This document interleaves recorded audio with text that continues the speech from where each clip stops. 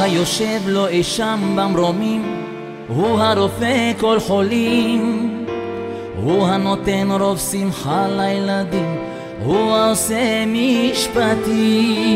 הוא בשמיים והוא היחיד, הוא הגדול הנורא, הוא השומר עלינו מצרה.